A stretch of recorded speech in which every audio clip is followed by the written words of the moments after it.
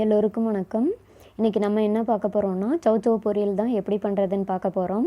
நான் முன்னாடியெல்லாம் மார்க்கெட்டில் இந்த சௌசௌ பார்க்கும்போது இது எப்படி பண்ணுறது, நல்லா இருக்குமா நல்லா இருக்காதான்னு தெரியாமல் வந்துடுவேன், வாங்க மாட்டேன். ஆனால் ஒரு டைம் செஞ்ச உடனே எல்லாத்துக்கும் டேஸ்ட்டு பிடிச்சி போச்சு. அதனால் இப்போ வீக்லி ஒன்ஸ் எங்கள் வீட்டில் கண்டிப்பாக சௌசௌ பொரியலாக இருக்கும், இல்லைன்னா கூட்டாக இருக்கும். நம்ம சௌசௌ பொரியல் இப்போ எப்படி பண்ணுறதுன்னு பார்க்கலாம். சௌசௌவை எடுத்து நல்லா தோல் சீவிட்டு நல்லா வாஷ் பண்ணிக்கணும். மேலே பால் மாதிரி இருக்கும், அதுக்காக தான் வாஷ் பண்ணுறது. அப்புறமா ரெண்டாக கட் பண்ணிவிட்டு அந்த உள்ளே இருக்க விதையை நீக்கிட்டு இந்த மாதிரி பொடி பொடியாக கட் பண்ணி வச்சுக்கலாம். அவ்வளோதான், கட் பண்ணியாச்சு. அதுக்கப்புறமா ஒரு பேனில் நல்லெண்ணெய் எடுத்துக்கலாம். சௌசௌவில் நீர் சத்து நிறைய இருக்கிறதுனால இது கண்டிப்பாக, அதுவும் இந்த வெயில் காலத்தில் கண்டிப்பாக நம்ம சேர்த்துக்கணும், உடம்புக்கு ரொம்ப நல்லது.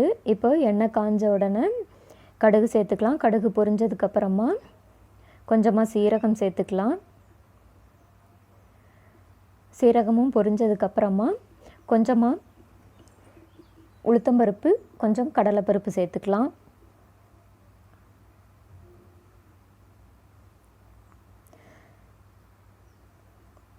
உளுத்தம்பருப்பும் கடலைப்பருப்பும் கொஞ்சம் பொன்னிறமானோடனே நம்ம கட் பண்ணி வச்சுருக்க பெரிய வெங்காயம், பூண்டு, வரமிளகாய் சேர்த்துக்கலாம். சின்ன வெங்காயம் சேர்த்துனா இன்னும் கொஞ்சம் கூட டேஸ்ட்டு நல்லாயிருக்கும்.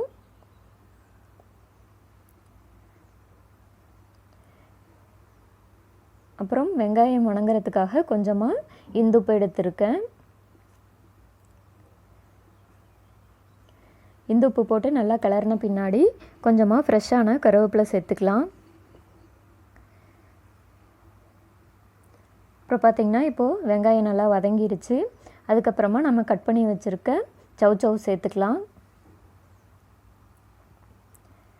இதை நல்லா கிளறி விட்டுட்டு இதுக்கப்புறமா கொஞ்சமாக மஞ்சள் தூள் சேர்த்துக்கலாம்.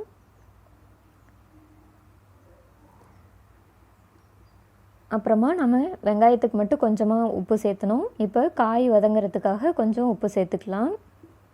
அப்புறம் வீட்டில் அரைச்ச குழம்பு மிளகாத்தூள் இருந்தது, அது கொஞ்சமாக டேஸ்ட்டுக்காக சேர்த்துனேன்.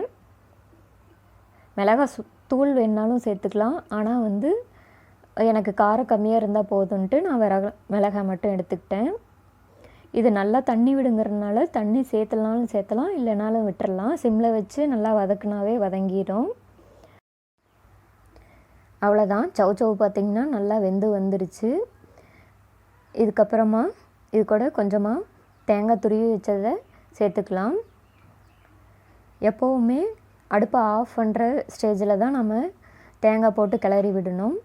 இந்த பொரியலுக்குன்னு இல்லை, எந்த பொரியலுக்குமே.